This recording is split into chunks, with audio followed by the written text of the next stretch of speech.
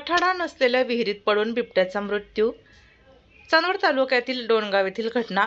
चांदवड तालुक्यातील डोणगाव येथे शेतातील कठडा नसलेल्या विहिरीत पडून एका नर बिबट्याचा मृत्यू झाल्याची घटना शुक्रवार दिनांक 24 एप्रिल 2026 रोजी उघडकीस आली.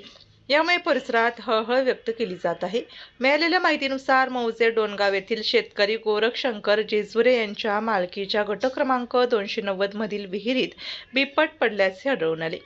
घटनेची माहिती मिळताच उपवनसंरक्षक पूर्व विभाग नाशिक राकेश सेपट, सहाय्यक वनसंरक्षक वनीकरण व वन्यजीव संरक्षण मनमाड स्थित चांदवड शिवाजी विठ्ठल सहाने तसेच वनपरिक्षेत्र अधिकारी चांदवड विशाल वसंत कुटे यांच्या मार्गदर्शनाखाली वन विभागाच्या पथकाने तातडीने घटनास्थळी धाव घेतली.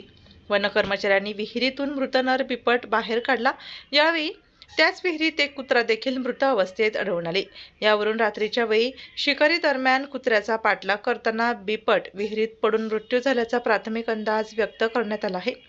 मृत बिबट्याला वन वसाहत चांदवड येथे आणण्यात आले. तेथे पशुधन विकास अधिकारी दुगाव श्रेणी 1 यांच्या हस्ते शिवाजी विठ्ठल सहाने व विशाल वसंत कुटे यांच्या उपस्थितीत स्वविच्छेदन करण्यात आले. वरिष्ठांच्या मार्गदर्शनानुसार पुढील कारवाई शासकीय नियमानुसार सुरू आहे. संबंधित बिबटाचे वय अंदाजे 3 ते 4 वर्ष असल्याचे निष्पन्न झाले आहे.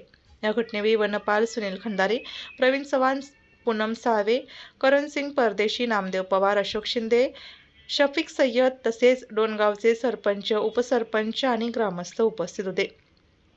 घटनेबाबत पुढील तपास व कारवाई सुरू असल्याची माहिती वन विभागाने दिली आहे.